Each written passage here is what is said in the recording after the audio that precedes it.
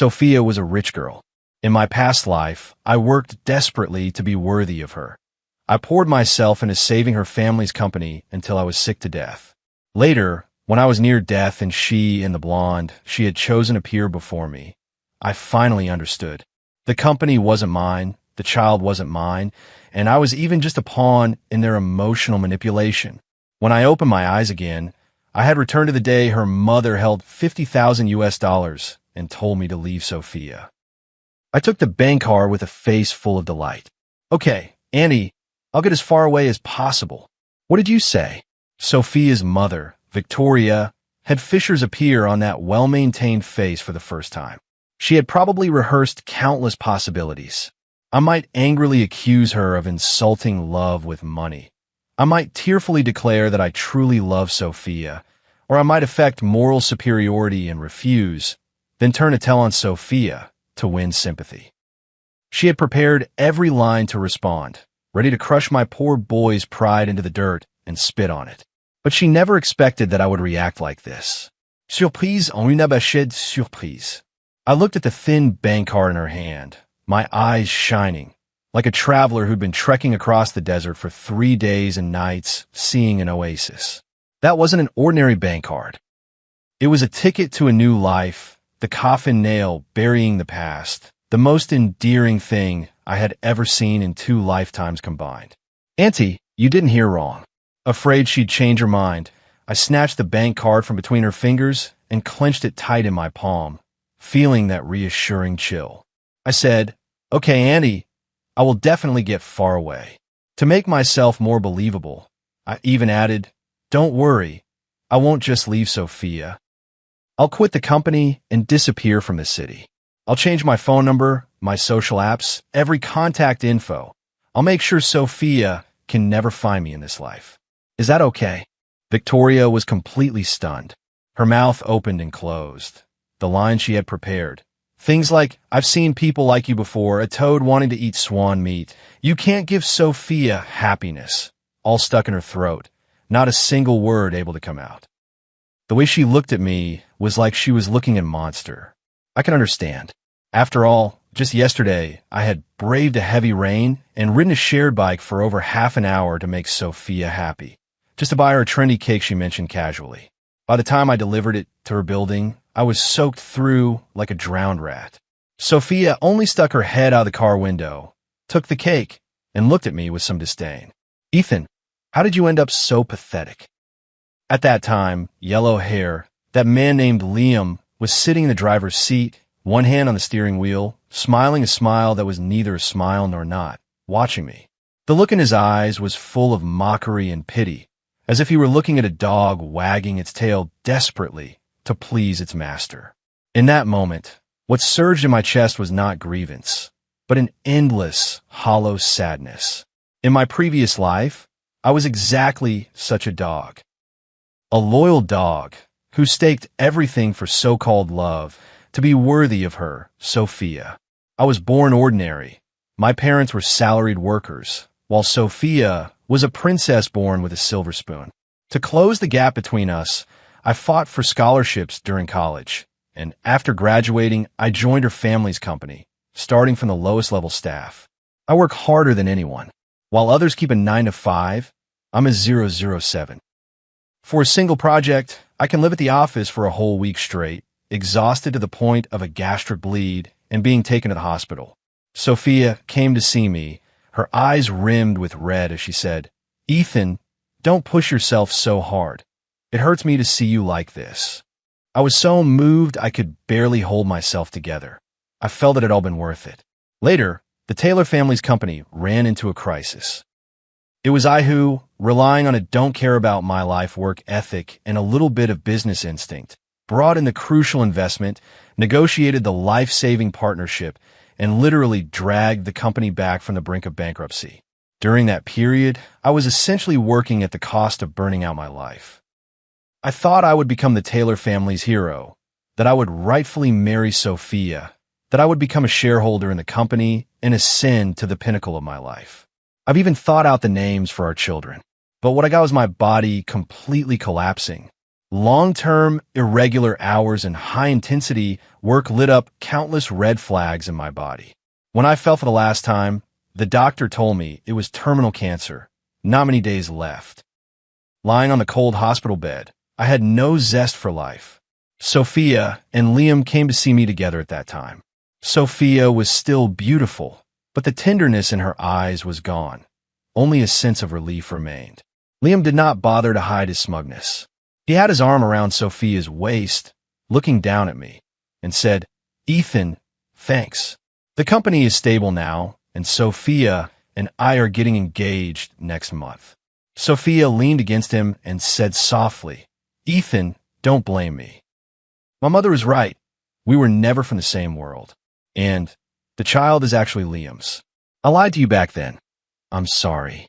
A child, the one I always thought was mine, the child into whom I poured all my fatherly love. It turns out it was, from beginning to end, all a joke." I looked at them and spat a mouthful of blood, staining the white sheets red. It turned out that my whole life of giving my all was just me being utterly used in their love story, a tool discarded with a final kick. I was the biggest fool who got conned. In endless remorse and hatred, I swallowed my last breath. "Ethan, what are you thinking about?" Victoria's voice pulled me back from those hellish memories. I came to my senses and gave her a dazzling smile. "Nothing, Aunt. I was thinking about how to spend that $500,000. My smile seemed to send a chill through her. She frowned and resumed that superior posture. "You've taken the money, so remember your promise. If I find out you have any contact with Sophia again, don't worry." I pounded my chest and promised, "I swear to God, from today on, Sophia is a stranger to me. No, even more than a stranger. If I contact her again, may I be struck by lightning and meet a dreadful end." I meant that oath with all my heart. Victoria was taken aback by my ferocity and, after a moment, said, "As long as you know." She stood up, smoothed her expensive suit, and prepared to leave. "Auntie, wait." I called after her. She turned back, eyes wary. "What are you trying to do now?" "I'm telling you, you've already been given the money. Don't try to push your luck." I smiled, reached into my pocket for my wallet, and took out a photo. In the picture were Sophia and me under the cherry tree on a university campus, smiling like a couple of fools. This was the thing I once treasured most. In front of Victoria, without hesitation, I tore the photo in two, then into 4/8, until it became a pile of unrecognizable confetti. I tossed the scraps into the nearby trash can, then pulled out everything in my wallet related to Sophia, the movie ticket stubs, the cheap keychain she'd given me, and threw them in two. When it was done, I clapped my hands and said to Victoria, "Annie, look, to show my sincerity, I don't want any of these things anymore. Now you can rest assured, right?" Victoria looked at the scraps in the trash can, then at my calm face, her expression extremely complicated. It was probably the first time she had seen someone being broken up with so decisively, even to the point of seeming eager. She couldn't figure it out, but I knew. $500,000 to buy out a cursed tie to hell, trading for a brand new life. Is there any deal in this world that's more cost-effective than this? There isn't. After leaving the cafe, the first thing I did was go to the bank. Staring at the ATM screen that read balance, $500,013.54, I let out a long sigh. That extra $13.54 was the entirety of my hard-earned savings from my past life. Ridiculous and pathetic. Without hesitation, I pulled out $10,000 in cash, a thick stack, and stuffed it into my pocket. Then I went to the place I knew best, the ground floor of the Taylor Group building. I didn't go in. I just sat on a bench across the street and quietly watched that imposing office building. In my past life, I treated this place as my battlefield, my home. I once shed sweat here, endured countless all-nighters, and strode in with high spirits, thinking I had the future in my hands. Now it seems I was nothing more than a replaceable cog in this building. A diligent fool, stitching wedding clothes for others. The phone vibrated. It was a text from Sophia. "Ethan, did my mom come looking for you? Don't listen to her. That's just her temper. Wait for me. I'll come find you tonight and we'll talk it out." Another message followed right after. I bought your favorite sandwich. Just made it. I'll bring it to you tonight. I stared at the words on the screen, my stomach churning. That same familiar PUA routine again. A slap, then a candy. A little bit of cheap tenderness to make you think she cares about you, to make you devote yourself to her utterly. In my previous life, this is exactly how she had me completely under her control. If she treated me even a little bit kindly, I would be overwhelmed with gratitude and then work even harder, try to prove to her that her choice was not wrong. Now, I only felt disgust. I opened her profile picture, the girl I once set as my chat background, smiling like a blooming flower. And now, to me, she looked loathsome. I pressed delete contact without hesitation. The world fell silent. Having done all that, I got up and walked in the phone shop next door and changed to a new number. Then I took a cab back to the small rented room I lived in. The place wasn't big, but I had tidied it up very neatly. A photo of Sophia and me was still stuck on the wall, and the bookshelf held the books she had given me. With no expression, I found every single thing related to her one by one and stuffed them into a large trash bag. Photos, torn up. Love letters, burned. The cheap gifts she gave me, throw them away. When I tossed the last photo frame printed with her smiling face into the trash bag, I felt completely relieved, as if I had removed a shackle that had weighed me down for decades. I opened my computer and typed out my resignation letter. There's no long essay, only a few sparse lines. Dear leaders, due to personal reasons, I, Ethan, voluntarily apply for resignation and request approval. Effective immediately, no need to settle my wages. I don't need that pitiful wage of theirs. I just want to cut all ties with this place and these people as soon as possible. After emailing my resignation to the HR manager and my direct supervisor, I shut my laptop and picked up the suitcase I had packed long ago. Inside were only a few changes of clothes and all my identification documents. As for everything else in this room, I didn't want any of it. Consider it the simplest funeral for my foolish previous life. I pulled my suitcase and walked out of that rented room full of humbling memories without looking back. As I went downstairs, I saw a familiar figure. It was Sophia. She was holding a bag of sandwiches and anxiously looking around downstairs. She froze for a moment when she saw me coming out pulling my suitcase, then hurried over. Ethan, where are you going? Her tone had a hint of accusation. I did not stop, not even glancing at her, but walked straight past her. Ethan, she reached out to try to grab me. I turned aside to avoid her and looked at her coldly. This was the first time since my rebirth that I looked her squarely in the eye. She was still so beautiful, wearing delicate makeup and a designer dress. But to me, beneath that beautiful exterior was wrapped selfishness, hypocrisy, and malice. What are you doing? I'm talking to you. Sophia, seeing that I ignored her, sounded annoyed.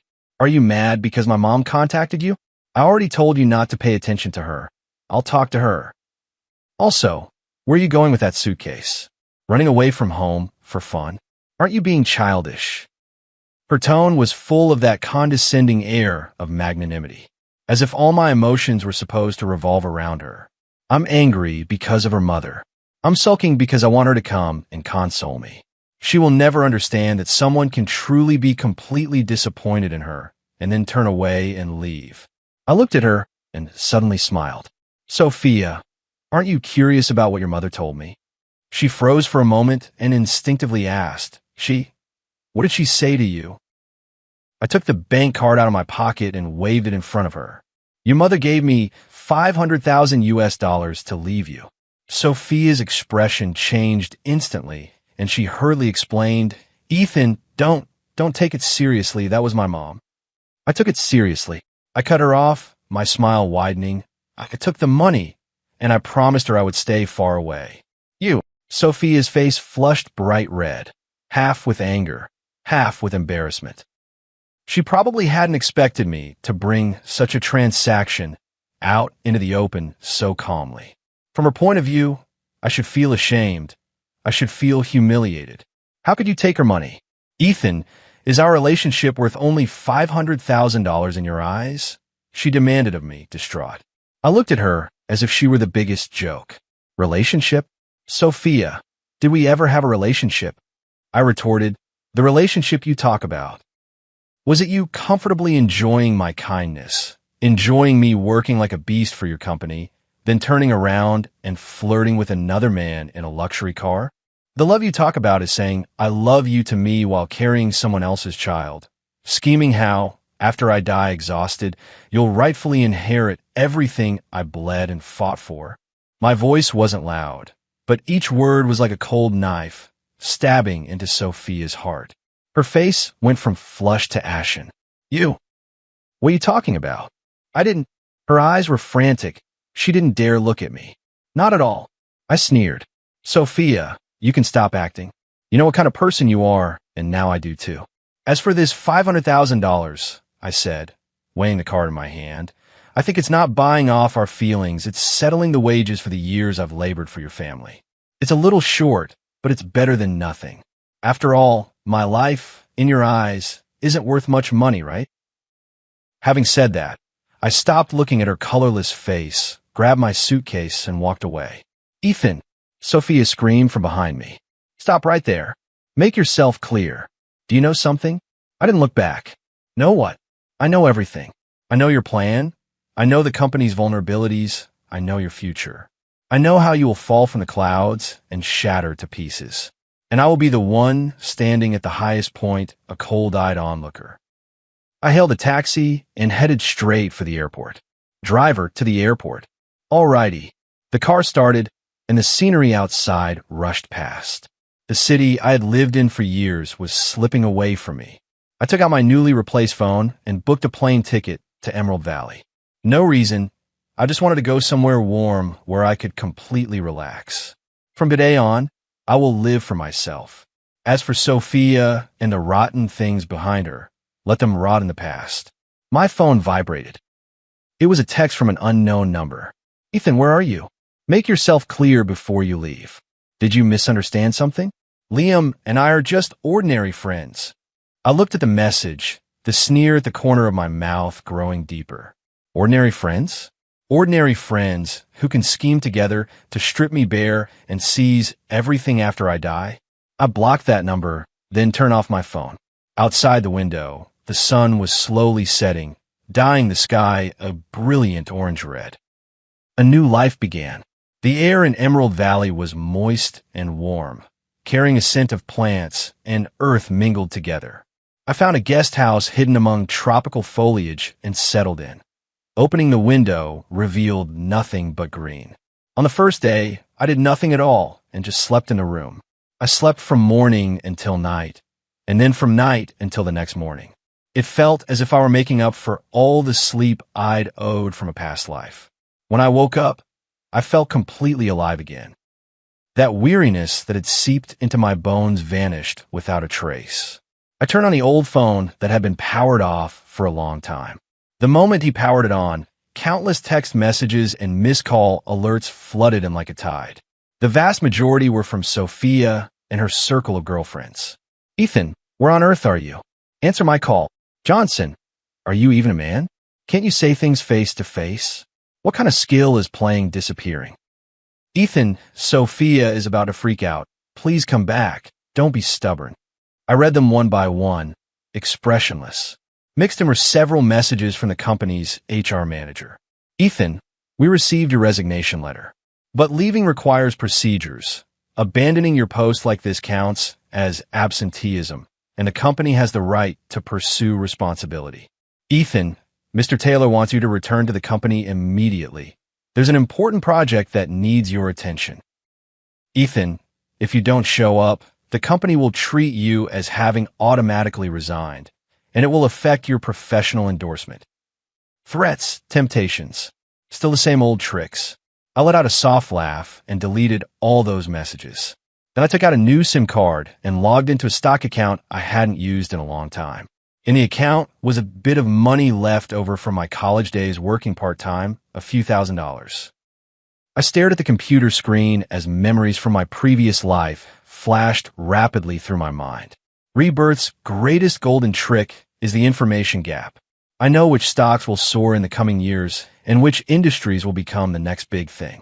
I also know what kind of legend Bitcoin, a thing many still consider a scam at the time, will create in the future. I split the $500,000 in my account into two parts. $200,000. I, without hesitation, put it all into a tech stock that seemed completely unremarkable at the time, but whose share price multiplied more than tenfold 6 months later thanks to a technological breakthrough. The remaining $300,000 I converted entirely into Bitcoin through some channels.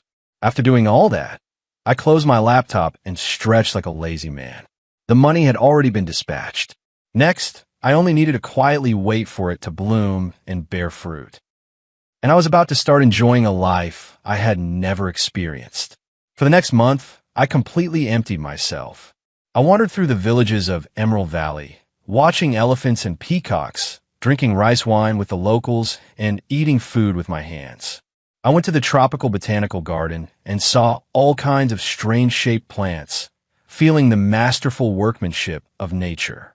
I rented a motorcycle and rode aimlessly along the winding mountain road. The wind roared past my ears, carrying away all my worries and fatigue. I am no longer the Ethan who frowned over project proposals, nor the Ethan who demeaned himself to the dust to please his girlfriend. I am simply myself, a free, happy soul living for itself. Occasionally during that time, I'd turn on my old phone and look at those people's reactions. Sophia's messages, from anxious and angry at first, slowly turned into pleas and submission. Ethan, I was wrong. Will you come back? Can we start over? I really didn't do anything with Liam, believe me. He insisted on taking me home that day. During the days you were gone, I realized I can't live without you. Come back soon. I miss you so much. If this had been my previous life, seeing these words I would have softened long ago, would have immediately bought a ticket and flown back, kneeling before her to beg for forgiveness. But now, I only found it laughable. What she misses is not me, but rather someone who obeyed her every word, who could work like a beast of burden for a family and solve all their troubles. A tool. I didn't reply, not a single message. I just watched her perform alone with great interest. A month later, I left Emerald Valley and flew to Oak City. In Oakwood City, I completely became an idler. My daily life was just wandering and eating. Hotpot, skewers, barbecue, den nordless. I tried all the things I had only seen on food shows in my past life. I went down wide streets and narrow alleys, visited the market district, sat in a cafe in Central Park, drinking coffee, watching street performers, bringing guests the ultimate enjoyment. That slow, unhurried life, full of ordinary, everyday warmth, utterly intoxicated me. So it turns out life can be this comfortable. So it turns out living not for others feels this good. Another month passed, and I received a phone call I had expected. David, the only friend I have at the Taylor Group. He's a tech geek, honest by nature. When I was ostracized in my previous life, he was the only one still willing to say a few words to me. Ethan G., where are you now? David's voice sounded a little hesitant. Traveling outside, what's up? I asked with a smile. You really left the company? Yeah, I resigned. There was a pause on the other end of the line before David whispered, Brother Ethan, the company, something might go wrong. I raised an eyebrow, feigning surprise. Something go wrong? What'd go wrong? Isn't Taylor Group doing fine? Sighed, don't mention it. David sighed. After you left, this stellar project you were in charge of was handed over to Liam by Mr. Taylor. Liam, I asked, already knowing the answer. The one, Sophia's friend. Yes, him. David's tone grew animated. That guy's a total idiot. He knows nothing, just gives blind orders. He messed up the project framework you painstakingly built into a complete mess, and said your plan was too conservative, insisting on using some internet thinking to do it. And then, I asked calmly, the result? The demo for the first phase of the project was a disaster. The partner is extremely unhappy, saying we were unprofessional and need to reconsider the partnership. The whole company is in chaos. Mr. Taylor is so anxious he's practically frantic. I lifted my teacup, gently blew on the floating tea leaves, and a barely noticeable curve tugged at the corner of my mouth. Here we go. Everything happened just as I had anticipated. That stellar project is the Taylor Group's most important transformation initiative for the coming years, and it was the masterpiece I poured my heart and soul into in my previous life.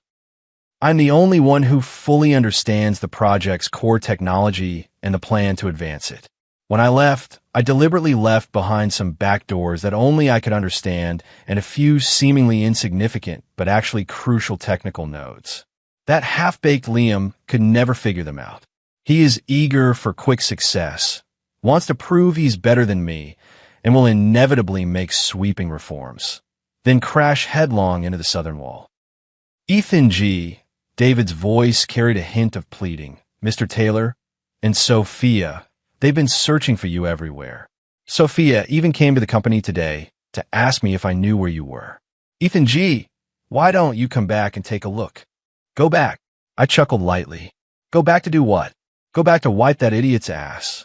But the company is after all a place he used to be at, and Sophia, David, I interrupted him. Let me be honest with you. Sophia and I have broken up. Whether the Taylor family's company lives or dies has nothing to do with me anymore. David was stunned. BR broken up? When did that happen? It was the day I left, I said calmly. So if they contact you again, just tell them you don't know. And don't call me like this anymore. After I finished speaking, I hung up the phone. David is a good person, but I don't want to drag him into this. My revenge is something I do alone. I leaned back in the bamboo chair, looking at the gray, hazy sky above, yet my mood was clear and sunny. Sophia, Liam, the real show is only just beginning. You didn't think the company could turn around without me, did you? You didn't think that blonde kid was a genius who could lead you to glory, did you? I want to see how long you can hold on without me as your tool. In the days that followed, I completely cut off all contact with my past. I traveled like a true tourist, exploring every corner around Oakwood City.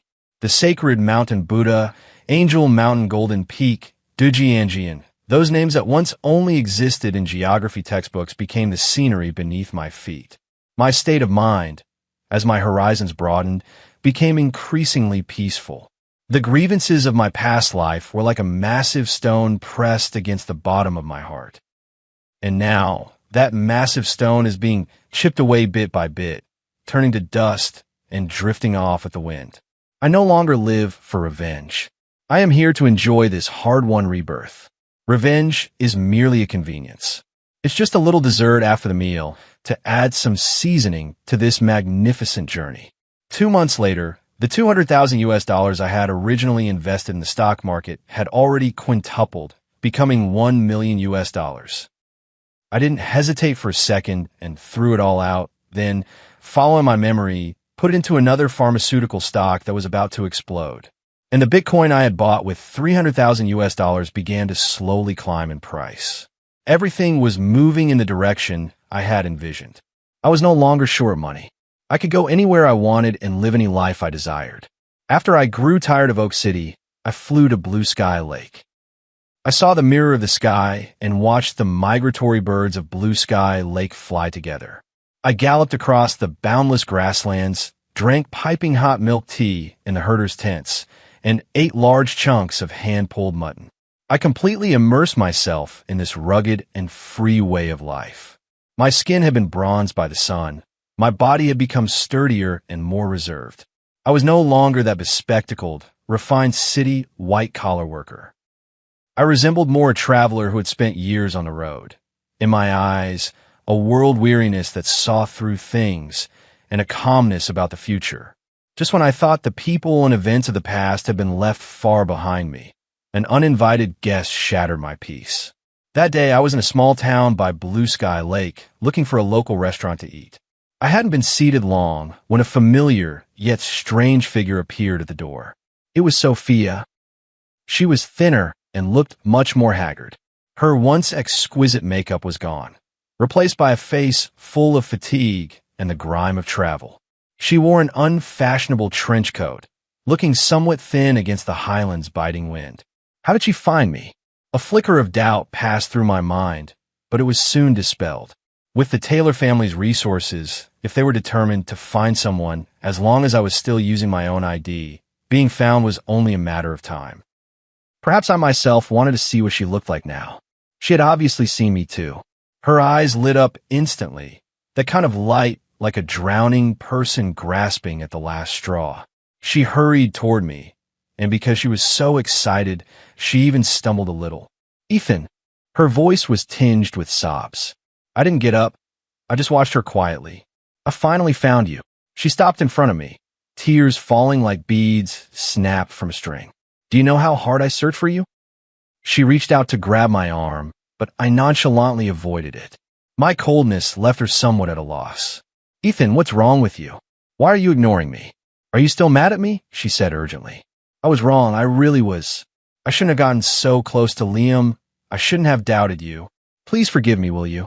I looked at her tear-streaked, pear-blossom face and felt not the slightest ripple in my heart. The same trick? I wouldn't fall for it again. "Do you need something from me, Miss Sophia?"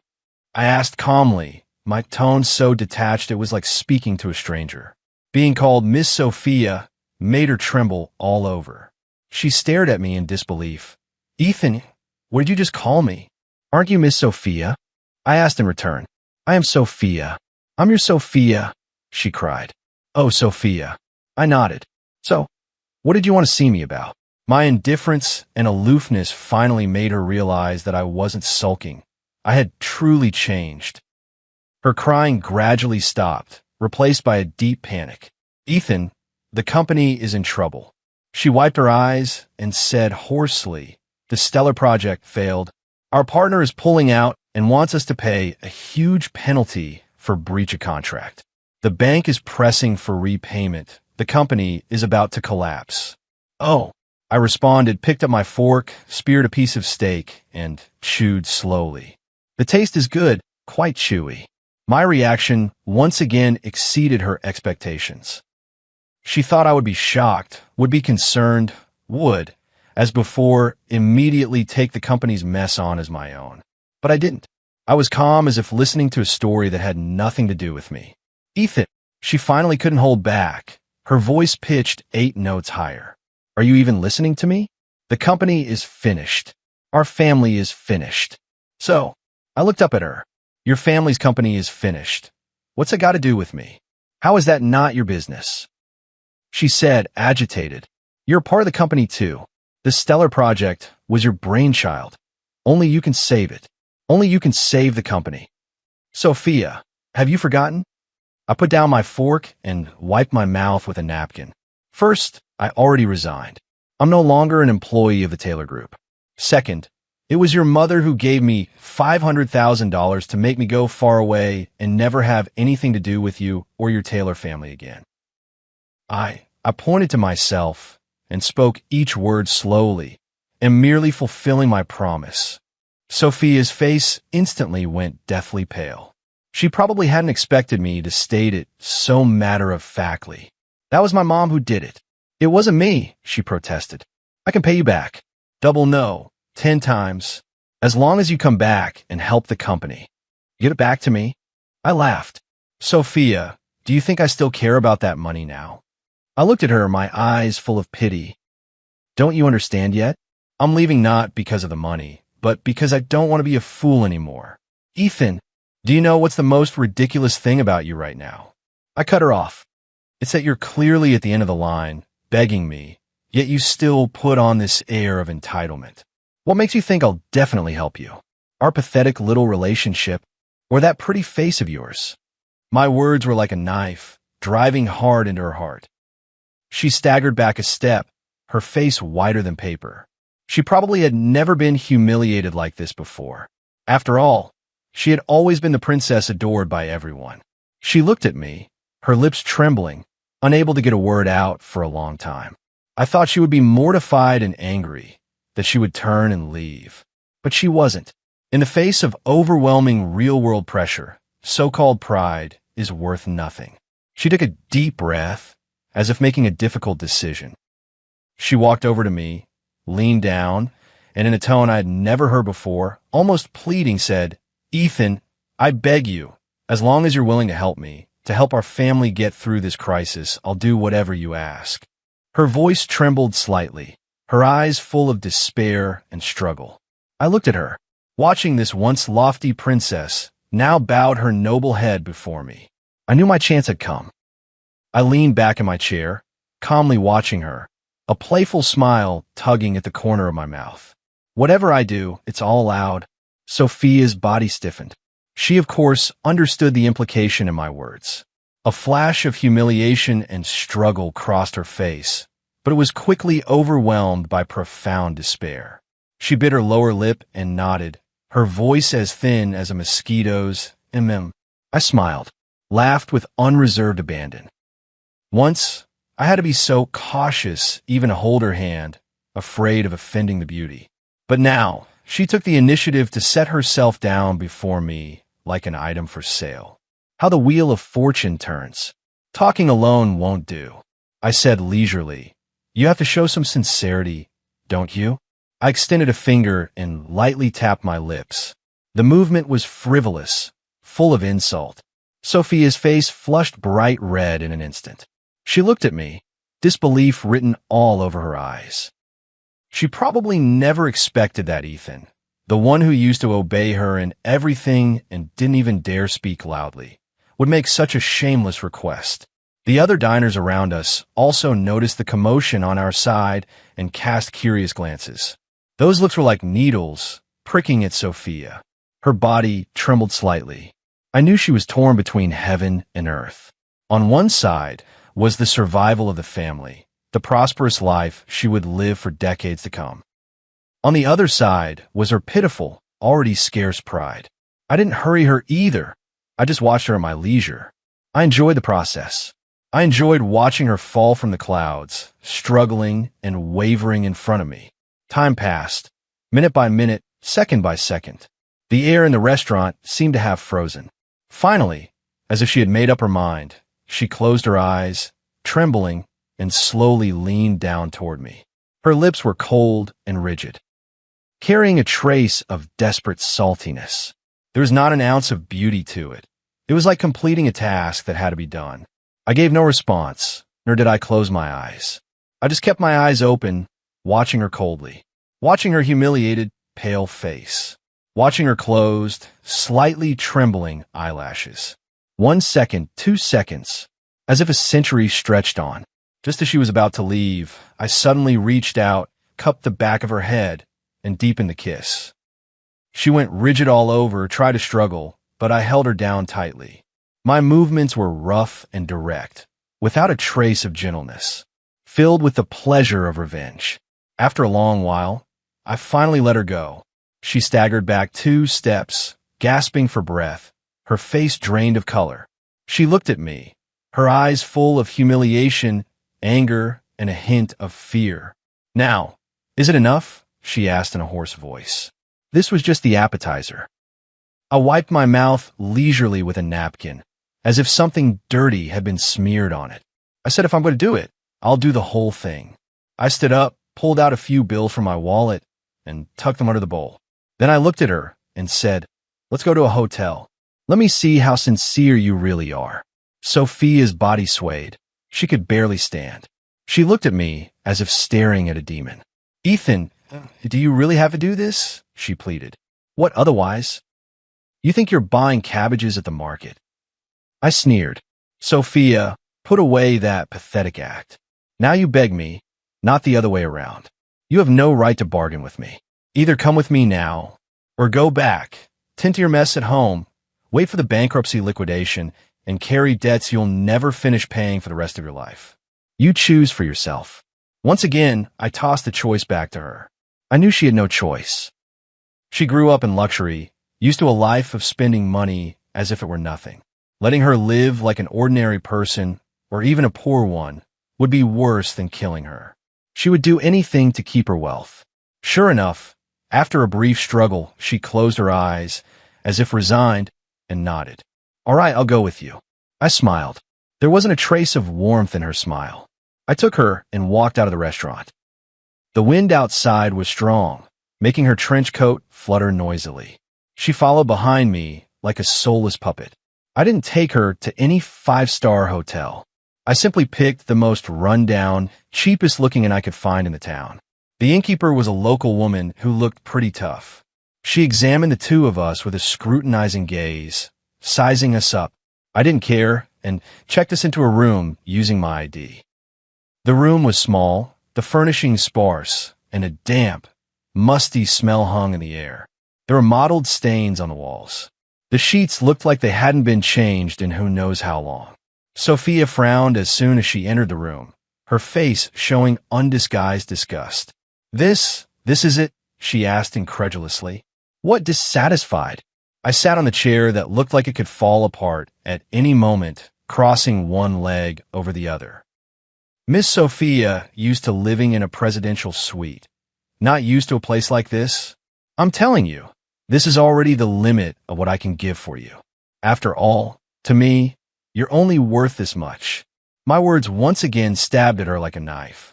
Her face went pale, her lips trembled, but in the end she still said nothing. She quietly walked to the window, turned her back to me, and stared motionless at the desolate view outside. I ignored her too. I took out my phone and started dealing with my stocks. That pharmaceutical stock, just as I expected, indeed released major favorable news these past few days, and the stock price hit several consecutive daily limits. My $1 million in principal has already become $3 million.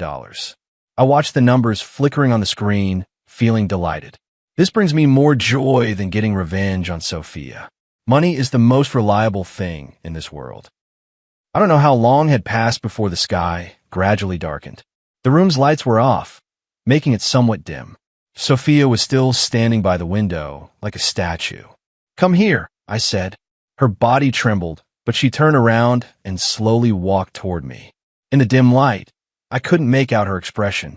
All I could see were her eyes, hollow, numb, without a trace of light.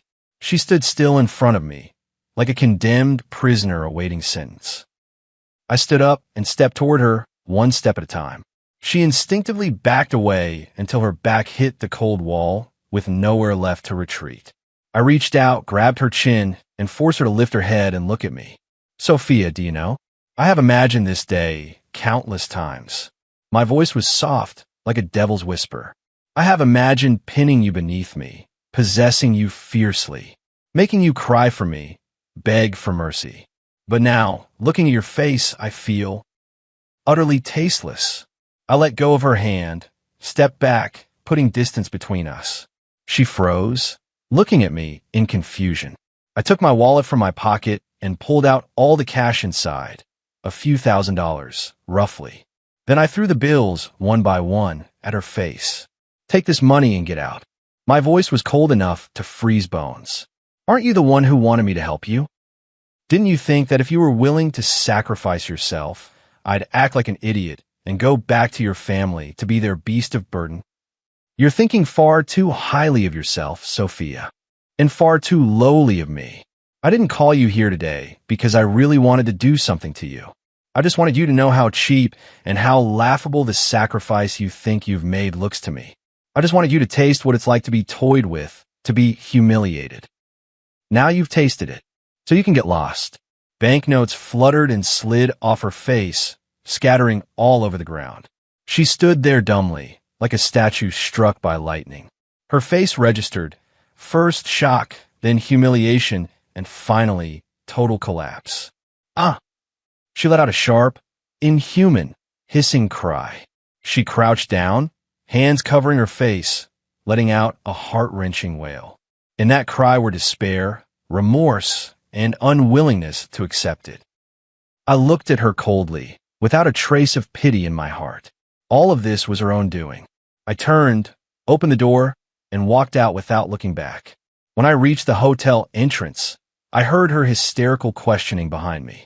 "Ethan, why are you doing this to me? Why?" I stopped walking and didn't turn around. "Why?" I gave a light laugh. "Huang Mao, you chose him. Don't you dare regret it."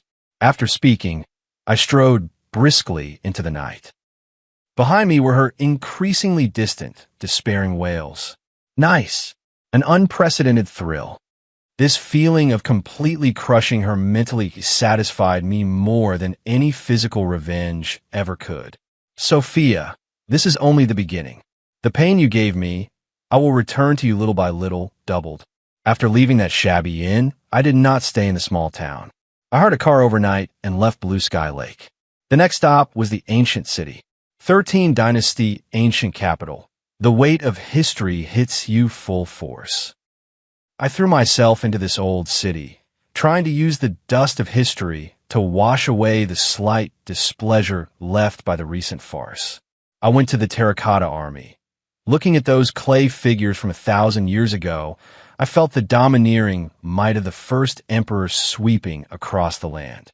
I climbed the ancient city wall, rented a bicycle, and rode along the wall in the sunset. The wind brushed past my ears, carrying the melodious bells from the bell tower and the drum tower. My heart gradually calmed. Sophia's appearance was like a stone tossed into a lake. Though it stirred ripples, the water would eventually grow still again. I completely destroyed that old SIM card.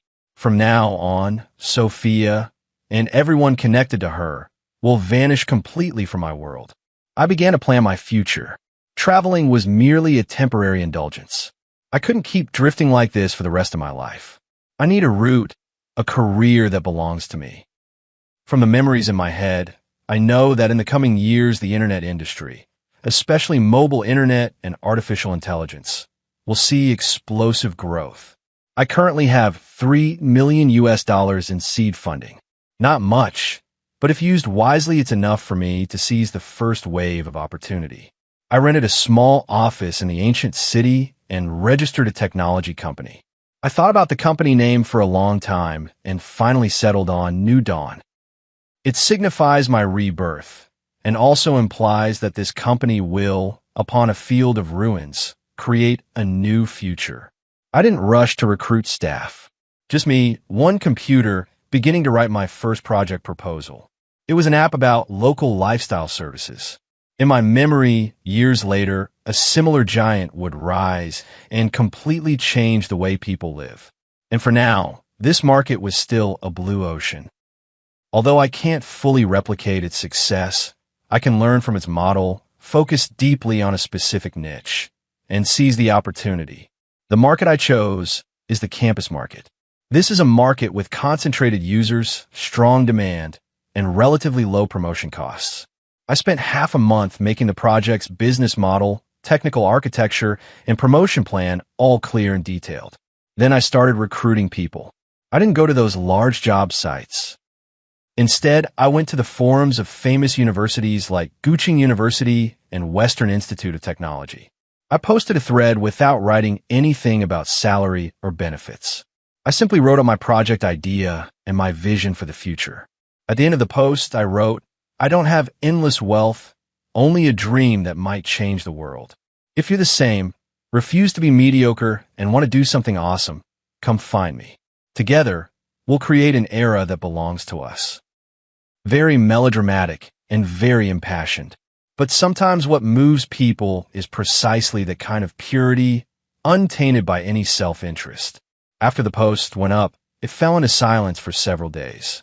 Just when I thought I was going to fail, I received the first email. "Hello, my name is Leo, a senior in the computer science department at Guching University. I read your post, and I'm very interested in your project. I think your idea could be made even more badass."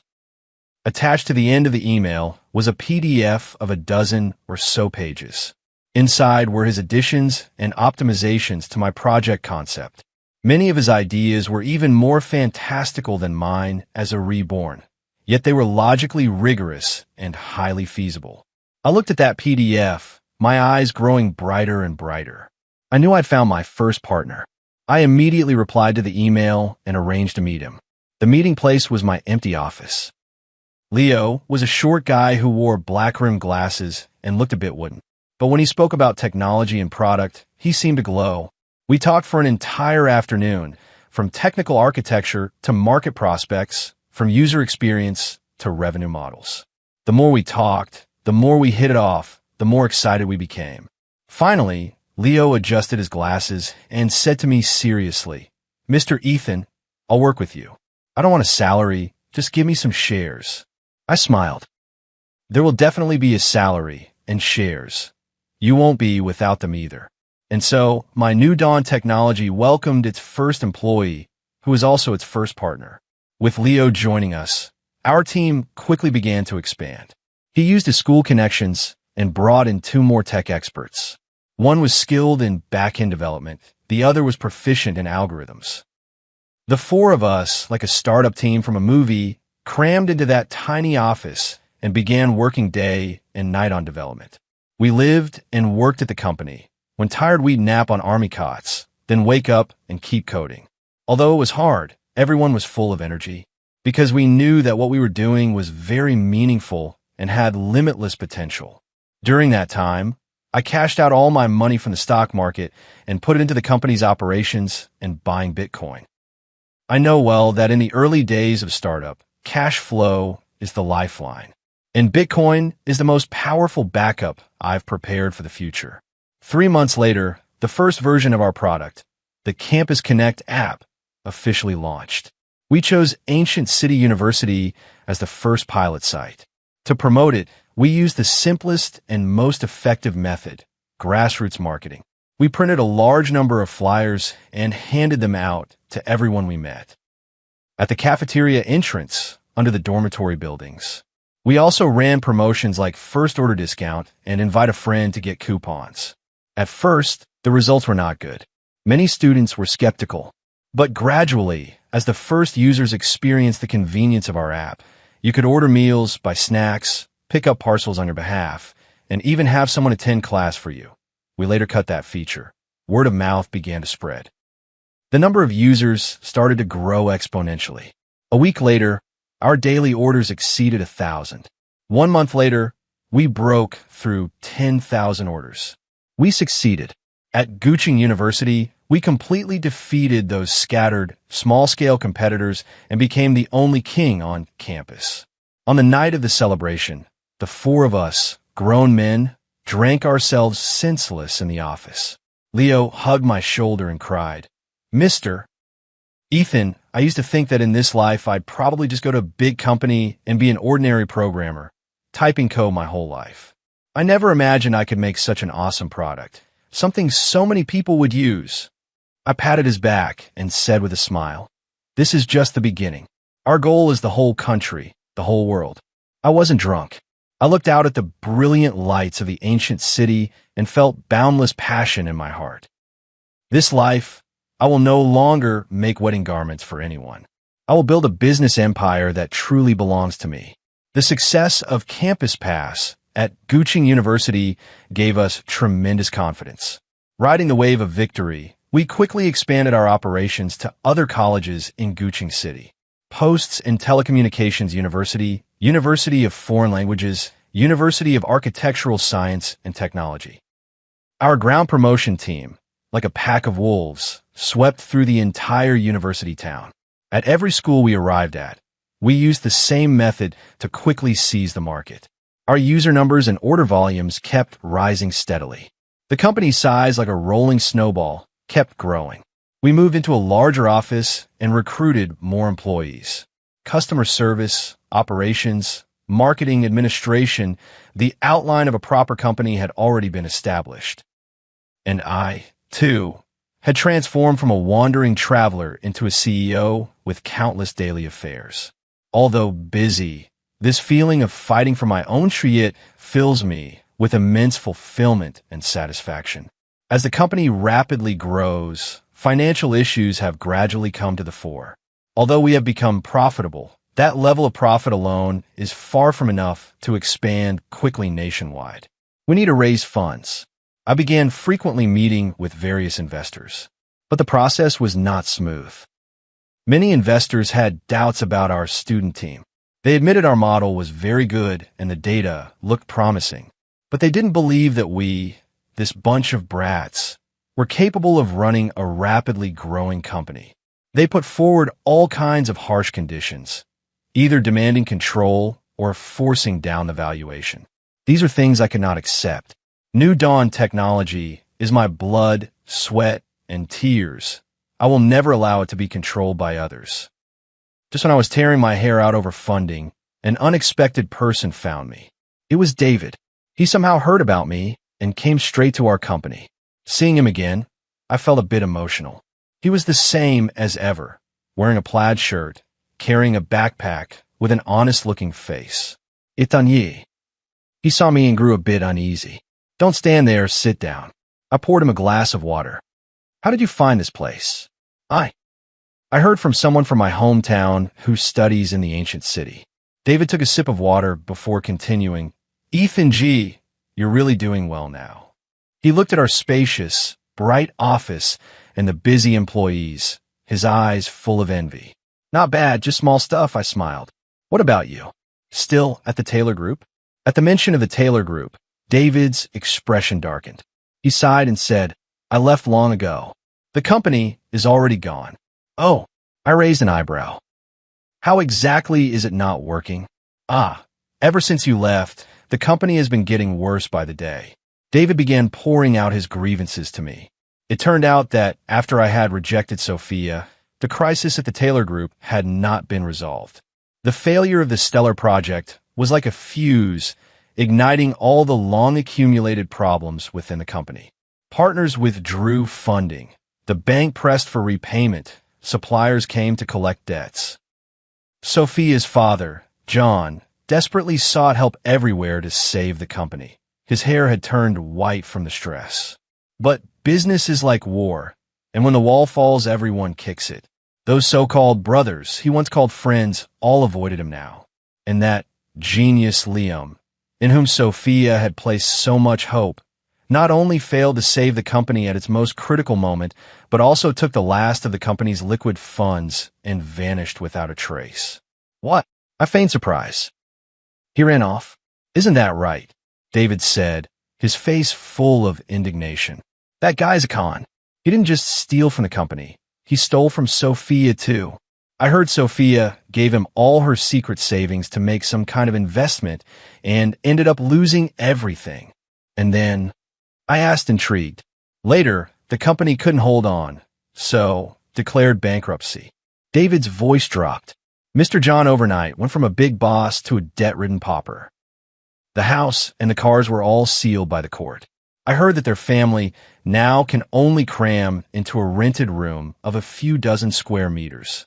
I listened quietly, feeling not the slightest sympathy.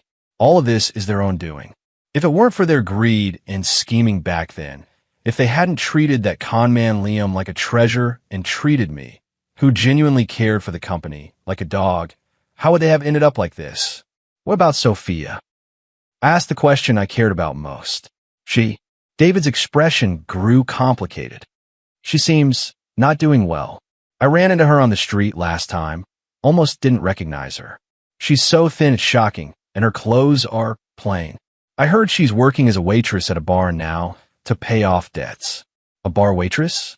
In my mind, Sophia's once proud and beautiful face immediately came to me. I could hardly imagine her wearing a cheap uniform, serving drinks in a noisy, raucous bar, bowing and scraping as she brought people tea and washed glasses. But this imagination gave me a slightly sick thrill. Ethan, David looked at me, hesitating. Actually, I came to see you today on someone's behalf. Who? It's Sophia. I frowned. It's her again. This woman really won't leave me alone. She begged me to come find you. She wants to see you, David said cautiously, watching my expression. She says she has something very important she wants to say to you in person. No, I refused decisively. Ethan, just see her once, David urged. She looks truly pitiful right now. She says she knows she was wrong and wants to apologize to you. Apologize? I sneered. If an apology actually helped, what would we need the police for? David, you're a good person, but you don't know what happened between us. As for her and me, it's over for life. Go back and tell her not to bother me anymore. She and I, and their Taylor family, have long had nothing to do with me. I was adamant, and David had nothing more to say. He sat for a while, then got up and took his leave. After sending David off, my mood grew somewhat irritable. Sophia's reappearance, like a fly, buzzed and disturbed my thoughts. I lit a cigarette and walked to the window. Below, traffic flowed and people came and went. Everyone is rushing about for the sake of life.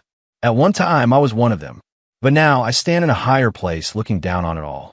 Why should I let someone who no longer matters affect my mood? I stubbed out the cigarette, my gaze growing resolute again.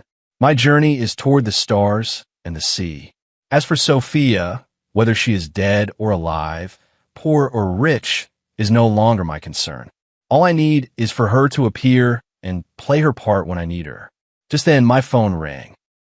It's an unfamiliar number. I hesitated for a moment, then answered. Hello, is this Ethan, Mr. Johnson? On the other end of the line was the voice of an enthusiastic middle-aged man. Yes, this is he. May I ask who is calling? Mr. Johnson, hello, I'm Wang Ke from Sequoia Capital. I saw your Campus Pass project and am very interested. I was wondering if you have time tomorrow, so we could meet and talk. Sequoia Capital. My heart gave a sudden jolt. This is a top-tier domestic investment firm. I suppressed the excitement in my chest and used as steady a tone as I could. All right, 10 tomorrow morning, at our company. After hanging up, I let out a long breath. The opportunity had finally arrived. As for Sophia, who is she?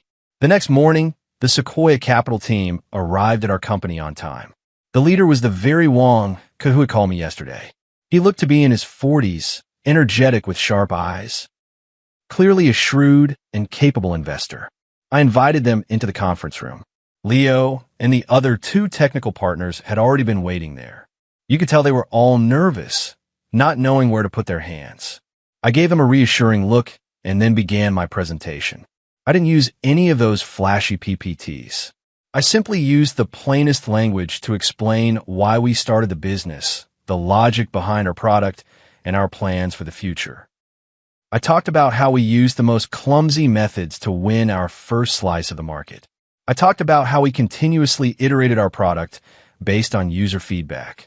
I spoke about our future goals, not just to operate in the campus market, but to use campuses as an entry point to build a citywide local life service platform. My speech had no rousing slogans and no nebulous blueprints, but every word came from our months of hands-on practice and deep reflection, authentic and powerful. Wang Ke and his team listened quietly the whole time, occasionally jotting a few notes in their notebooks. When I finished speaking, the conference room was silent for a moment. Then Wang Ke led the applause. Mr. Johnson, that was excellent, he said with a smile. To be honest, before coming here, we saw many similar projects. But only you have truly planted your feet in the soil and built it step by step. We have a lot of confidence in your team, and we're very optimistic about the direction you're taking. So we decided to invest. We're willing to put in $50 million in exchange for 20% of your company. What do you think? $50 million. 20%. That means our company, which was just established less than half a year ago, has already been valued at $250 million. Leo and the others all drew a sharp breath, their faces showing uncontrollable exhilaration. Even I felt a surge of emotion. But I knew this was not the time to get excited. I forced myself to calm down, looked at Wang Ke, and said, Mr. Wang Ke, thank you for Sequoia's recognition. But 20% of the shares is too much. Oh, Wang Ke raised an eyebrow. So, Mr. Johnson thinks how much would be appropriate? 10%. I said decisively. $50 million. We will only give up 10% of the shares. Mr. Johnson, that's quite a lion's demand. Vankiskivi Kolonet. Your company is indeed good, but a valuation of $500 million. Isn't that a bit too high? Not high.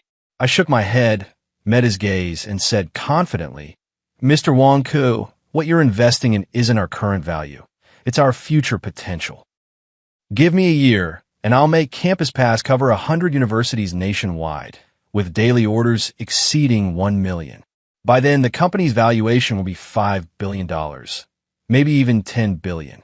Right now, $50 million may be just a routine investment for Sequoia, but for us, it's the hope of survival.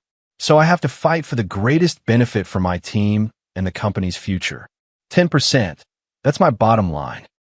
If Sequoia can't accept it, we'll have to look for the next investor. My words landed with authority. The atmosphere in the conference room suddenly grew somewhat tense. Leo and the others looked at me with worried expressions, afraid I would ruin this huge investment negotiation. Wonka gave me a long look, a hint of admiration flashing in his eyes. He was silent for a long time, as if weighing the pros and cons. Finally, he laughed heartily, stood up, and reached out his hand to me. Good. Mr. Johnson really has the guts. Let's do it your way. $50 million, 10%. Pleasure doing business. I gripped his hand tightly. Pleasure doing business.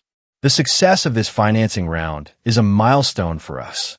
It not only resolved our urgent funding needs, but more importantly, it brought top-tier capital endorsement to New Dawn Technology. Once the news broke, the entire venture capital circle was shaken.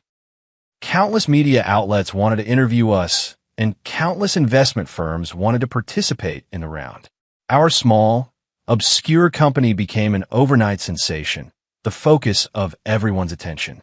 And I, Ethan, the tool, who was once discarded like garbage by the Taylor family, also appeared on the covers of major financial magazines as a genius entrepreneur.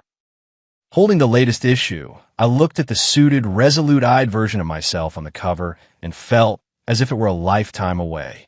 In my previous life, I too had fantasized about scenes like this.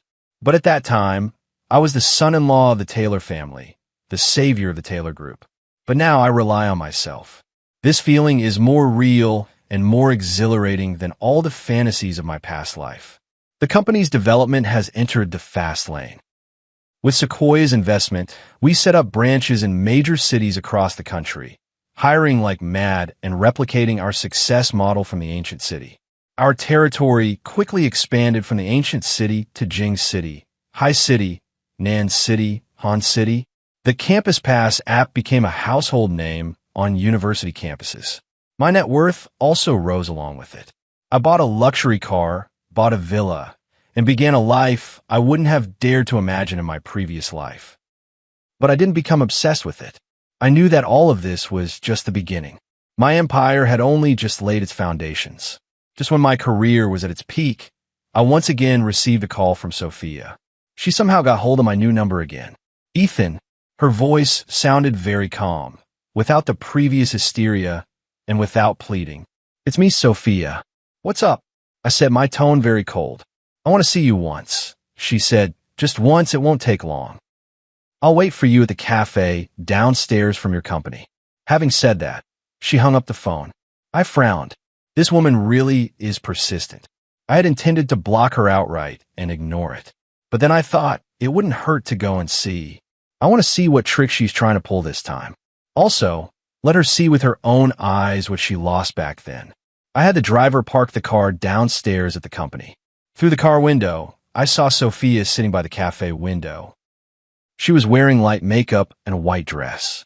She looked considerably more spirited than when I last saw her at Blue Sky Lake. She had even regained some of her former beauty. Only that beauty now carried an unmistakable tinge of weariness and haggardness. I opened the car door and stepped out.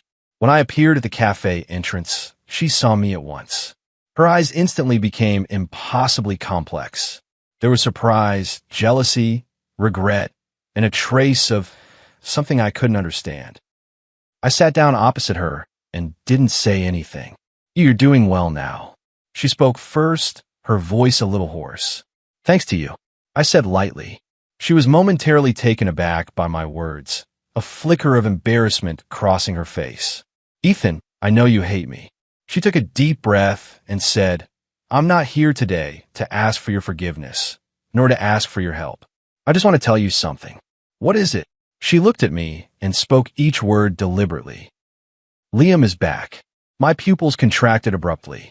Liam, that blonde-haired con who stole all the Taylors' money and ruined their family. He actually dares to come back? He came looking for me. A tragic smile appeared on Sophia's face. He told me that the money he took back then was all lost. He has nothing left now and wants to... Get back together with me. What did you say? I asked instinctively. Me? She laughed, the laughter bringing tears to her eyes. What else can I say? In my state now, what right do I have to be picky? Ethan, do you know? Lately I've been thinking a lot. I remember the days we spent together. I remember how good you were to me. I regret it. I truly regret it. If back then I hadn't listened to my mother, if I hadn't been fooled by Liam's sweet words, would we still be together now? Shouldn't you be sharing what you have now with me? Her voice was full of resentment and malice. I looked at her and suddenly understood why she had come to see me today. She hadn't come to confess. She had come to drag me down with her. She blamed her misfortune on Liam. She wanted to use my hatred to take revenge on Liam. She might even be holding on to a sliver of hope, hoping that as long as Liam was dealt with, there could still be something between us. This woman is truly pitiful and hateful. So, I looked at her coldly. What do you want me to do? Help you deal with Liam? Sophia, are you being too naive? I cut her off, ruthlessly puncturing her fantasies. Liam deceived you. He harmed your family. But that was your own choice. It was you who chose to trust him. It was your father who chose to keep him in power. It was your mother who chose him to replace me. All of this is your own doing. What does it have to do with me? You chose Huang Mao. When you drove me away back then, you were that resolute. Now you're regretful? Too late. If you want to take revenge on him, that's your business. Don't try to drag me into it. I'm not that idle, nor that stupid. My words were like a basin of ice water, extinguishing the last spark in her heart from head to toe. She stared at me in a daze, her lips trembling, unable to utter a single word. And one more thing. I stood up and looked down at her. Don't come looking for me again. We're long past being people from the same world. Your world now is wallowing in the mud with a liar like Liam. And my world, I said, pointing out the window of my brand new Rolls Royce, is the stars and the sea. Having said that, I turned and walked away, not glancing back at her once. I was afraid that if I looked any longer, I would burst out laughing. Sophia, do you think you still have a right to bargain with me? You understand me far too little. You also don't understand how cold a man can become after his heart has been completely broken. Your pain, your struggle, will only serve as the backdrop to my success. Your revenge, you'll carry out yourself. I only take care of watching the show. I thought that after humiliating Sophia like that, she would give up completely and stop bothering me. But I still underestimated how thick-skinned she is, or rather, how desperate people can become when driven to the edge. A few days later, a familiar figure began appearing downstairs from my office. It was Sophia. She came every day, standing there from morning until night. She didn't cry, didn't make a scene, and didn't speak. Just standing quietly across the street, looking at my company building. Her presence, like a silent accusation, sparked gossip among the company's employees. Who is that woman? She comes every day. I don't know. I heard she's the boss's ex-girlfriend. Wow, aristocratic family grudges. Look at her, so pitiful. These rumors and gossip reach my ears. I ignored them. The innocent are clear. Besides, I'd be delighted if this blew up even more. I want everyone to see how this woman who once dumped me is now humiliating herself, trying to crawl back into my arms. My indifference clearly enraged her. Or rather, it pushed her into even deeper despair. That afternoon, I had finished the meeting and was just about to go downstairs. My secretary, a young girl named Lily, rushed and flustered. Mr. Johnson, something's wrong. That woman, she ran up to the rooftop. I frowned. Rooftop? What is she trying to do? I immediately stood up and hurried toward the elevator. When I reached the rooftop, Sophia was standing at the edge of the terrace, the wind billowing her long dress, making her look as if she might topple. A few security guards nearby watched her nervously, not daring to approach. Let her jump, I said coldly. Everyone was stunned, staring at me in disbelief, including Sophia. She probably thought I would be like the male lead in a TV drama, rush forward, crying and pleading with her not to do something stupid. But I didn't. I just lit a cigarette, leaned against the door frame, and watched like an unconcerned bystander. What did you say? Sophia's voice trembled slightly. I said, "Make her jump." I repeated, my voice low but loud enough for everyone present to hear. "You wanted to threaten me with death, right? Fine. Jump off from here, and you'll be on the front page tomorrow." I've even thought of the headline, "Love-struck woman sacrifices herself for billionaire boyfriend." How's that? Sensational enough. You bastard. Sophia trembled with fury at my words. Me a bastard? I smiled. Have you forgotten who took what I bled and sweated to achieve and handed it straight to that con man? Back then, why didn't you think you were the bastard? Now you come to me with your act of crying, causing a scene, and threatening suicide. Do you think that will work? I'm telling you it won't. My heart has long been dead. The moment you and that blonde appear by my sickbed, it died. If you want to jump, then hurry up and jump. Don't waste my time here. I make millions of dollars per minute. I don't have time to play along with you. My words were like venom-tipped knives driving deep in her heart. Her face was as pale as paper. She looked at me, her eyes full of despair and malice. She knew I would not save her. Her carefully staged, threatened-to-die performance was a flop. She became a huge joke. The wind on the rooftop was strong, making me feel a little cold. I took the last drag of my cigarette, threw the butt on the ground, and crushed it with my foot. If you won't jump, then get down quickly. Don't hinder other people's work. After saying that, I turned and walked away. Ethan. She let out a piercing scream from behind me. You will regret it. I swear, I will make you regret it. Regret? Those two words have long since been removed from the dictionary of my life. I returned to the office, my mood not affected in the slightest. I picked up the phone and called my lawyer. Hello, Lawyer Zhang? Sent a legal letter for me to a woman named Sophia. Charge her with provoking trouble and defamation. Yes, defamation. I will make her pay the legal price for her actions. I will not only ruin her reputation, I will also make sure she faces legal charges. I want her to know that I, Ethan, am not someone she can provoke at will. In the afternoon, the police arrived. They took away Sophia, who had long since cried herself into exhaustion on the rooftop. The company's farce has finally come to an end. The employees' looks toward me have shifted from gossip to awe. They probably didn't expect that I, who seemed like a gentle and refined boss, would handle things with such coldness and decisiveness. But this is who I am. For friends, I would stab myself in the ribs for them.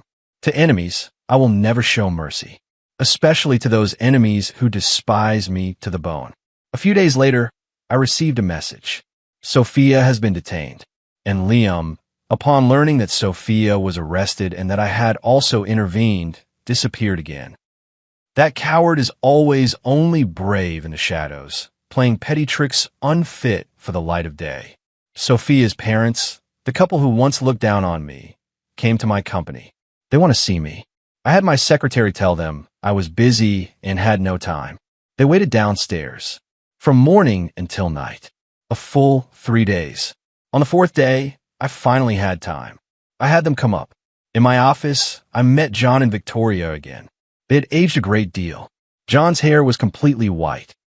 Victoria's face was also covered in wrinkles, no longer showing the elegant, noble appearance she once had. They wore ill-fitting, cheap clothes and looked like two ordinary, low-class people forced by life to struggle. Johnson, Mr. Johnson. John spoke, his voice hoarse and full of humility. The man who once ran a large company and bossed me around now had to speak to me in an almost pleading tone. How ironic. Is there something wrong, Mr. Taylor, Mrs. Taylor? I leaned back in a boss chair and looked at them at my leisure. Mr. Johnson, we're here about Sophia. Victoria rubbed her hands, looking awkward. We know it's Sophia's fault. She did something wrong and made you angry. But we apologize to you. As she spoke, she and John actually tried to kneel down to me. I didn't go to help. I just looked at them coldly. I watched these two, who once treated me like a servant and bossed me around, prepare to kneel before me. Just as their knees were about to hit the ground, I spoke. No need. My voice was very cold. I can't accept your apology. They froze there, faces full of awkwardness and helplessness. Mr. Johnson, please, I beg you, Have mercy and let Sophia go." John wept bitterly. "She's been detained for days. She knows she was wrong. Please drop the charges, okay? We'll bow to you. Let her go." I laughed. "Mr. Taylor, have you forgotten how you treated me back then? At that time, I worked myself to the point of vomiting blood for your company, lying in a hospital, life hanging by a thread. Did you come to see me even once? No. You only care about whether the company can be kept. You only care whether, after I die, the shares in my hands can be smoothly transferred to your daughter's name. Back then, your daughter, with her lover, stood by my sickbed and told me the child wasn't mine. Did you ever think of letting me go then? No. You were all hoping I'd die sooner. Every word I say lands like a heavy hammer, smashing hard onto their hearts. Their faces flushed red, then white. Now, your family is bankrupt. Your daughter is in prison. You come to beg me to let her go. Don't you think this is ridiculous? I stood up, walked over to them, and looked down on them from above. I tell you, it's impossible. Sophia must pay for what she has done. This is what she deserves. Go back.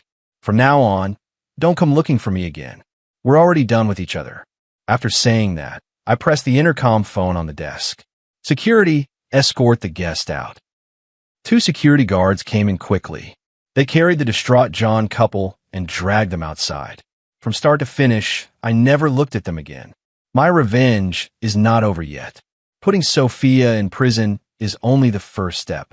What I want is for that whole family to never recover in this lifetime, to spend the rest of their days in poverty and regret. This is the final fate I have prepared for them.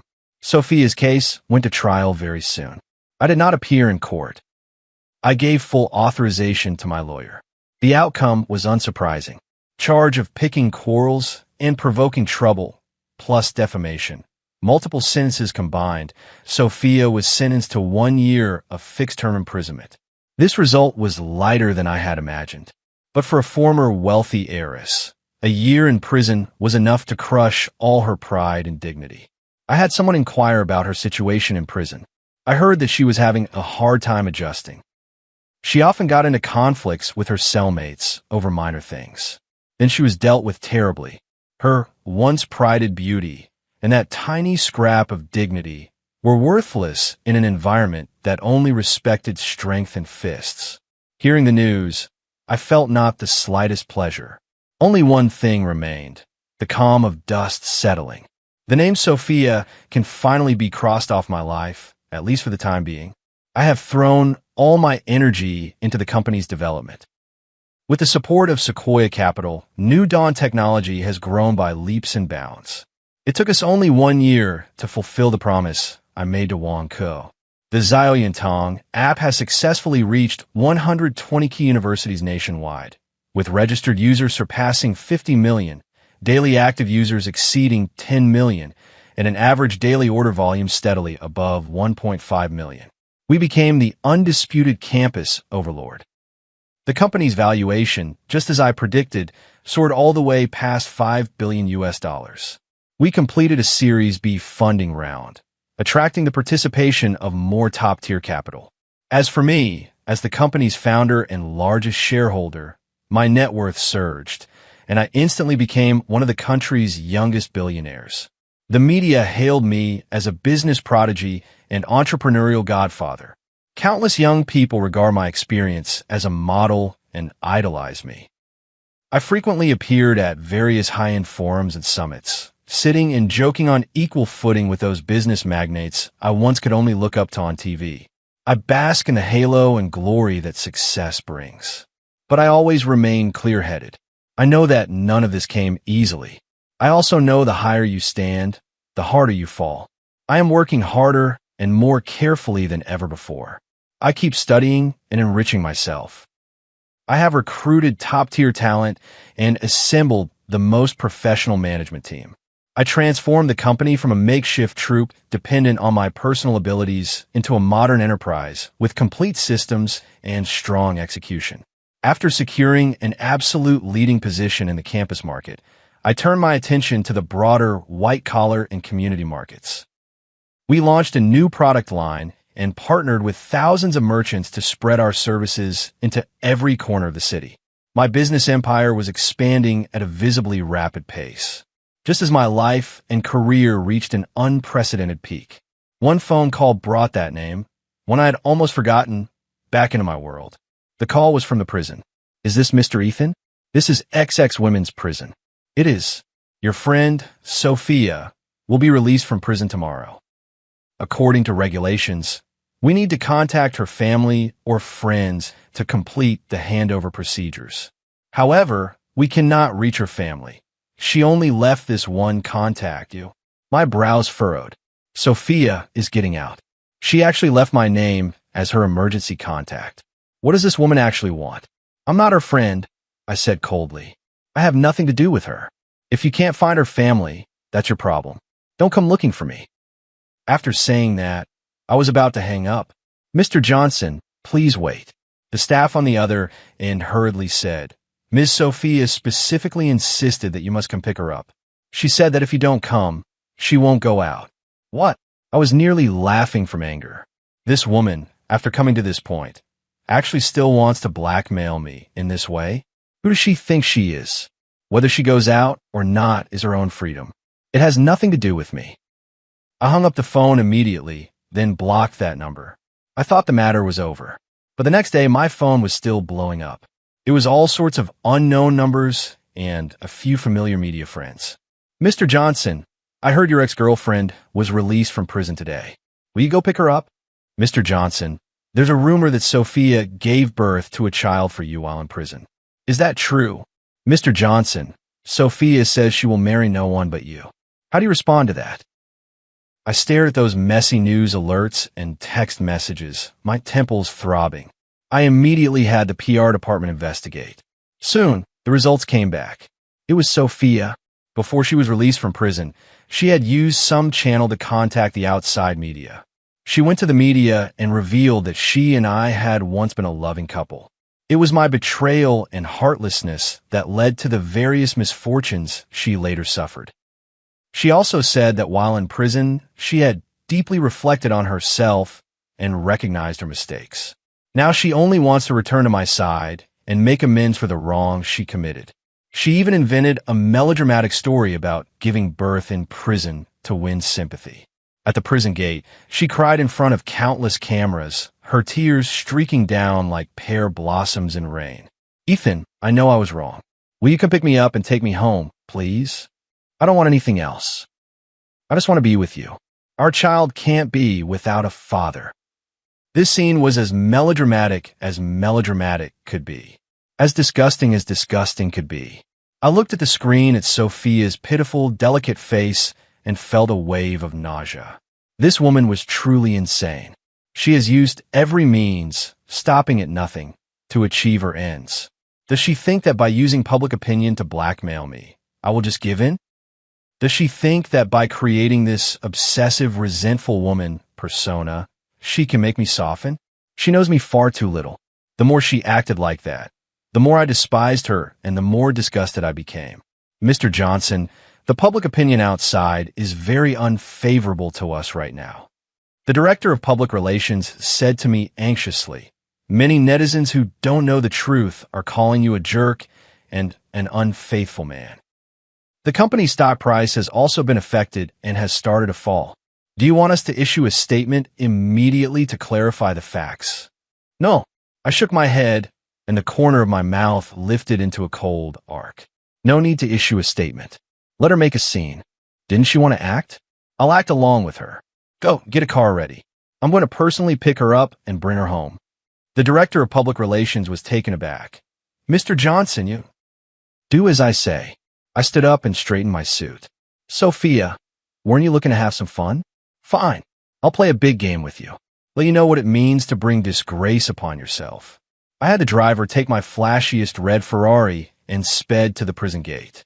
The moment I stepped out of the car, every media camera on the scene turned toward me like sharks smelling blood. Flashbulbs lit up all at once, so bright they made you squint. I put on sunglasses and walked expressionlessly through the crowd until I stood in front of Sophia. When she saw me, her eyes instantly lit up. In that look, There was the joy of having succeeded and the boastful flaunting of victory. She probably thought her scheme had worked. In the end, I still couldn't withstand the pressure of public opinion and yielded to her. "Ethan, you're finally here." She rushed at me with a sob in her voice, trying to throw her arms around me. I stepped aside, making her grasp at air and nearly fall. She looked a bit embarrassed, but immediately readjusted her expression and continued acting. "I know, you're still mad at me." She looked at me with pitiful innocence. "It's okay. As long as you came, I'm already very happy." "Where is the child?" I asked coldly, asking the question everyone cared about. She froze for a moment. Then a trace of panic appeared on her face. She hadn't expected me to be so direct. The child, he. She stammered, her eyes darting around as she made up an excuse on the spot. "His health isn't very good. I had someone take him to the hospital first." "Is that so?" I took off my sunglasses and looked her straight in the eyes. "Which hospital? What's the name? I'll send someone over right now." Her face became even more flustered. "Can't say." I sneered. My voice was low, but loud enough for the reporters around us to hear. "Sophia, do you really think everyone is as stupid as you? You think that fabricating a child who doesn't exist, then hiring a few unscrupulous media outlets to hype it up will force me to comply? You think I, Ethan, can be knocked down by public opinion?" My words were like a resounding slap, striking her face hard. They also slapped the faces of all the media waiting for a spectacle. There was an uproar at the scene. The reporters went crazy, all pointing their microphones at Sophia. "Miss Taylor, is it true about the child? Miss Taylor, are you lying? What is your purpose in doing this?" To stir up publicity. Sophia was left helpless by this sudden turn of events. Her face flushed and paled in waves, her lips trembling, unable to speak a single word. The elaborate drama she had meticulously planned was effortlessly exposed by me in public. She became a complete and utter clown. I ignored her. I turned around, faced all the cameras, and said loudly, "Ladies and gentlemen of the media, I know you are all very concerned about the romantic entanglement between Miss Sophia and me. Today, I am here to clear things up once and for all. I admit that Miss Sophia and I were once in a romantic relationship, but that was many years ago. At the time, it was she who, in order to climb the social ladder by attaching herself to a wealthy heir named Liam, took the initiative to break up with me. Moreover, her mother humiliated me with $500,000, telling me to get out of the city. Later, she and that Liam mismanaged things, causing the family business to go bankrupt. With nowhere to turn, she came back to me asking to get back together, and I refused. So she held a grudge and used various extreme methods to harass me, slander me, and even threatened to jump off a building to commit suicide. In the end, she paid the legal price for her actions. As for today's farce, I believe everyone has seen through it. This was nothing more than a clumsy performance she staged to elicit sympathy and entangle me again. I, Ethan, put this on record today. Miss Sophia and I, past, present, or future, will have no relationship whatsoever. If she dares to harass me in any way again or damage my company's reputation, I will pursue it to the end and show no mercy. My words were crisp and forceful, ringing with finality. Each word was like a bullet, shattering all of Sophia's lies and pretenses. The reporters on the scene were all stunned. They probably hadn't expected the truth to be such a shocking and explosive reversal. This was 100 times more exciting than any faithful woman waiting for a heartless man melodrama. They frantically pressed their shutters, capturing this historic moment. As for Sophia, her face had already gone ashen. She collapsed to the ground, staring blankly, like a puppet whose soul had been pulled out. She knew she was finished. This time, not only had she failed to kidnap me, she had instead nailed herself to the pillar of shame. From today on, she will become the laughingstock of the entire internet. A serial liar who, in order to attach herself to the wealthy, will stop at nothing, a gold digger. This label will follow her for the rest of her life. I look at her with not a trace of pity in my heart. She brought all of this on herself. I put on my sunglasses, turned around, and prepared to leave. Just then, an old voice called out to me, "Ethan." I turned around and saw John and Victoria. They had come at some point without me noticing and were squeezed at the edge of the crowd. They looked at me with eyes full of resentment and hatred. "It's you. You ruined my family. You ruined Sophia." Victoria pointed at me and screamed hysterically, "You heartless, treacherous thing. We were blind before to be deceived by someone like you. I should have given you more money back then, so you'd leave and never come back, never show up again." Her curses drew even more onlookers. I looked at her face, twisted with rage, and suddenly found it ridiculous. At this point, they still hadn't recognized their mistake. They still pinned all the responsibility on me. "Mrs. Taylor, you seem to have misunderstood something," I said coolly.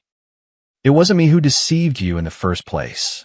It was you who, from the beginning, treated me as a tool to be used. You used my talents to make money for yourselves.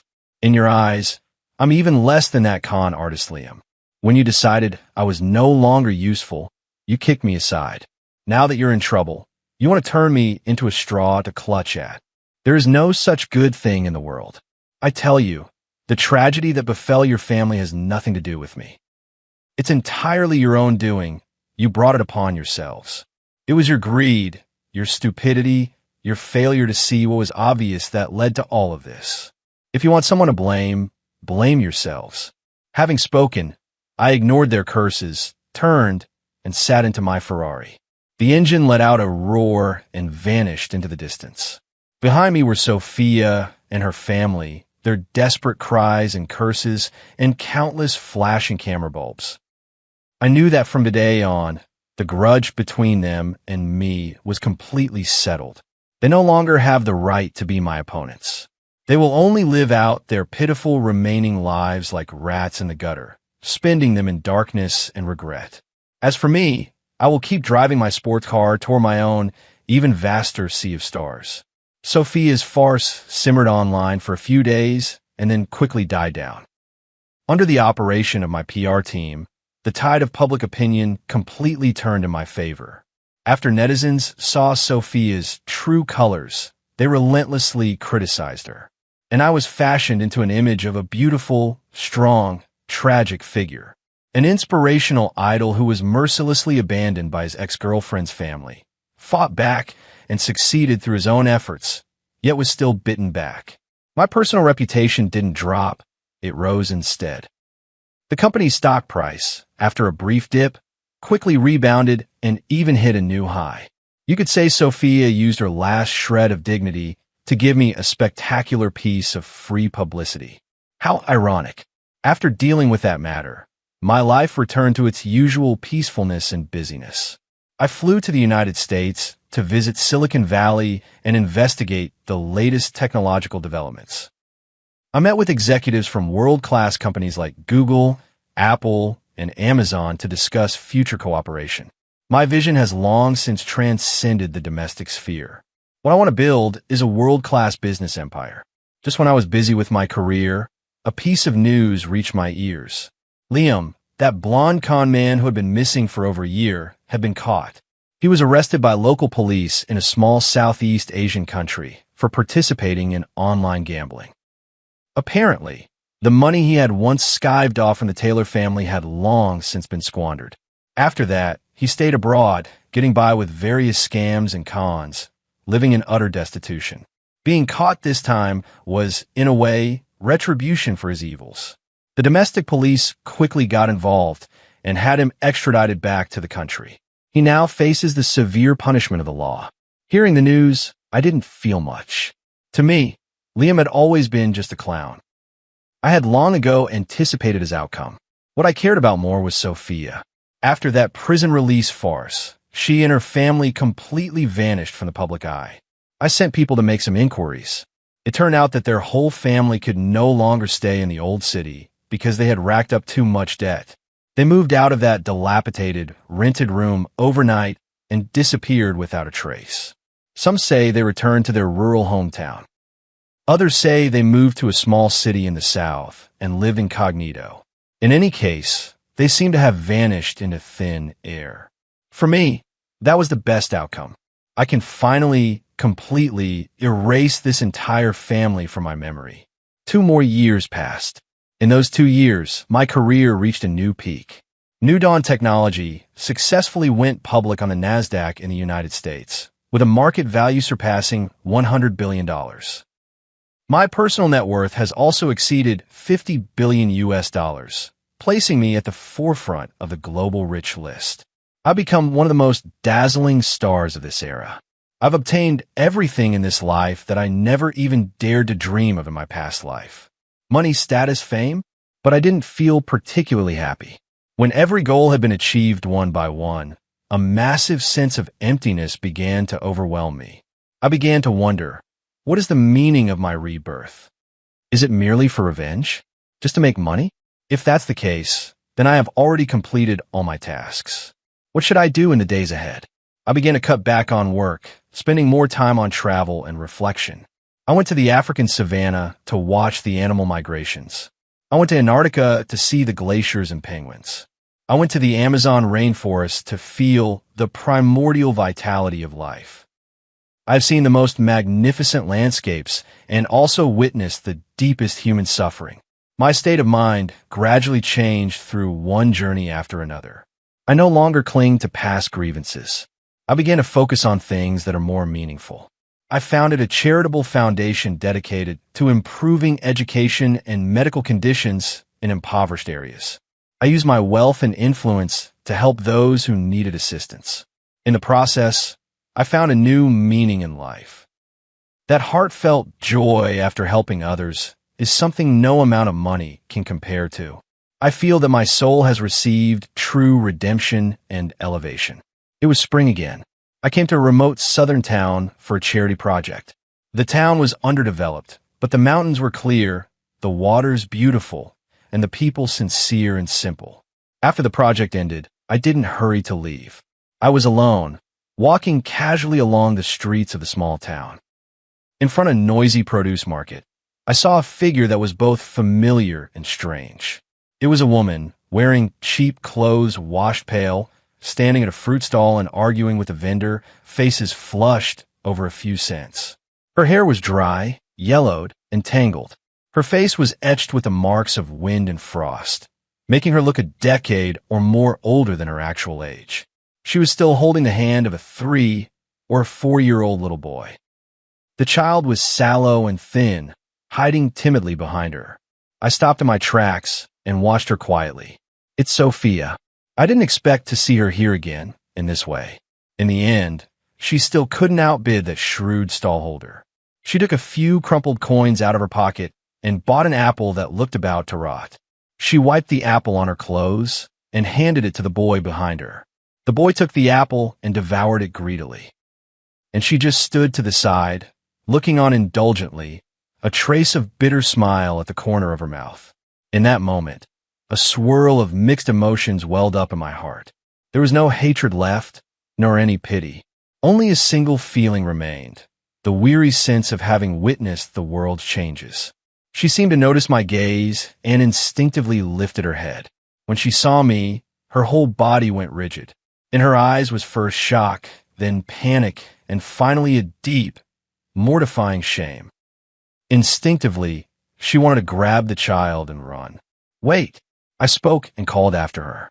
She stopped with her back to me, her body trembling slightly. I walked up to her. We stared at each other from less than a meter apart. Former lovers, now enemies. Once a wealthy young lady, now a fallen woman. Once a poor boy, now a billionaire. Fate really is a joker. You, how are you here? She was the first to speak, her voice hoarse and unnaturally strained. Passing by, I said lightly. My gaze fell on the child beside her. The child was staring at me with a pair of jet black eyes, curiously taking me in. Between his brows and eyes, faintly, there was a resemblance to Liam. Your child? I asked. She nodded, a hint of embarrassment flashing across her face. It's Liam's, she whispered. In my heart, I understood. It seems that before Liam ran away, he still left behind his seed. And Sophia, probably because of this child, hadn't completely lost hope in life. "How have you been?" she asked, making conversation. I didn't answer. Whether I'm doing well or not, the whole world knows. That question was unnecessary and also very bitter. A long silence fell between us. Only the clamor of the vegetable market echoed in my ears. We're going home now." In the end, she broke the silence. She took the child and tried to walk around me. "Sophia." I called after her again. She turned back and looked at me, puzzled. I took a bank card out of my wallet. It was identical to the one her mother gave me many years ago. I held it out in front of her. "There is $500,000 in here." I looked at her and said calmly, "The pin is your birthday." She was stunned, staring at me in disbelief, then glanced at the card in my hand. She probably thought I was going to humiliate her the same way again. What do you mean?" she asked warily. "Nothing," I said. "Just consider it something I'm giving back to you." "I don't need your charity." She snapped like a cat with its tail stepped on, instantly bristling. "Take it away." "I don't want it." "This isn't charity."